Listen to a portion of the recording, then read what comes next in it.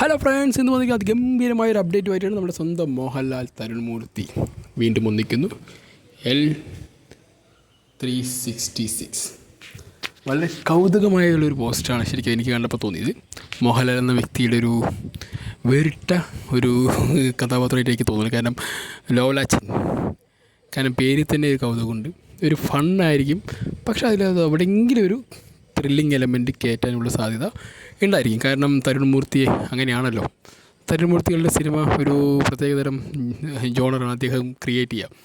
വളരെ ക്ലാസ് ആണെങ്കിൽ പോലും ആ ക്ലാസ്സിനുള്ളിൽ കുറച്ച് ഒരു ഹീറോയിസും കുറച്ച് നല്ല ത്രില്ലിങ് എലമെൻറ്റ്സ് ഒക്കെ കിട്ടുന്നില്ല ഒരു പക്ക ഒരു എൻ്റർടൈൻമെൻ്റ് ആക്കി മാറ്റാൻ തരുൺമൂർത്തി പോലൊരു ഡയറക്ടർ കഴിയും.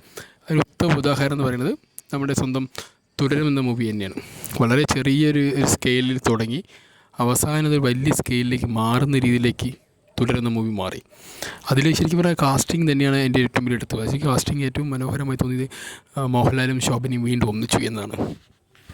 പിന്നെ അദ്ദേഹം പറയാൻ ശ്രമിച്ചു കഥയാണെങ്കിലും വളരെ രസകരമായിട്ട്, വളരെ ക്യാഷ്വലായിട്ട്. കാരണം ആ ഒരു വില്ലനിസത്തിന് കാണിക്കാൻ വേണ്ടി ഉപയോഗിച്ചതാണെങ്കിലും വളരെ ഗംഭീരമായിട്ട് വില്ലൻ. കാരണം ഒരു മലയാള സിനിമ കാണാത്ത ഒരു പ്രത്യേകതരം വില്ലൻ എന്ന് വെച്ചാൽ ഇപ്പോൾ തമിഴിലൊക്കെ പറയുകയാണെങ്കിൽ ഒരു വില്ലനിസത്തിനെ ഒരു കോമിക്കിലേക്ക് കൊണ്ടുവന്നത് നമ്മുടെ കലാഭവൻ മണിയാണ് പറയും.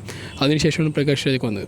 അപ്പോൾ അന്ന് ഇതിലേക്ക് മലയാളത്തിലൊരു പ്രത്യേകതരം വില്ലനിസം കൊണ്ടുവരാൻ ആ ഒരു മുതലിന് കഴിഞ്ഞു. ഇതിൻ്റെ പോസ്റ്ററും മറ്റുമൊക്കെ കാണുമ്പോൾ മോഹൻലാലിൻ്റെ ഒരു ആ ഒരു എക്സ്പ്രഷനിൽ കാണുമ്പോൾ ഒരു കോമഡി ആയിട്ടുള്ള സംഭവമായിരിക്കും തോന്നുന്നത്.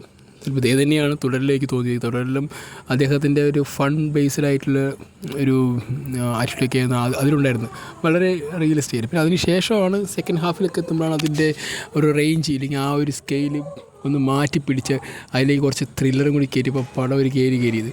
അപ്പോൾ അതുപോലെ തന്നെ ആയിരിക്കും ഇതിൽ. കാരണം ഒരു ഫണ്ണ് പിടിച്ച് അങ്ങനെ പോയി ഇദ്ദേഹത്തിൻ്റെ ക്യാരക്ടറുണ്ടല്ലോ ലോലാച്ചൻ, അതൊന്നുകൂടി സൂപ്പർബാക്കും എന്നാണ് ഞാൻ വിശ്വസിക്കുന്നത്. കാരണം തരുൺമൂർത്തിൻ്റെ ഒരു സ്പെഷ്യാലിറ്റി തന്നെ ഒരു അവസാനം നമ്മളെ കൊണ്ട് ഒരു മുൾമുനി കൊണ്ട് നിർത്തി നമ്മളെ കൊണ്ട് എന്താണോ നമ്മൾ എക്സ്പെക്റ്റ് ചെയ്യുന്നത് ഒരു വ്യക്തിയിൽ നിന്ന്, അത് അദ്ദേഹം അതുപോലെ നമുക്ക് എടുത്തു തരും. പക്ഷേ ഫസ്റ്റൊക്കെ അതിൻ്റെ ഒരു അതിലേക്ക് എത്തിപ്പെടാനും എത്തി അതിനെ നമ്മളൊന്ന് ആ ഒരു ബേസിലേക്ക് പിടിച്ചെടുത്തും. എന്നിട്ട് പിന്നെ അതിലേക്ക് എല്ലാം കൊണ്ട് അതിൽ നിറച്ച് കയറ്റും.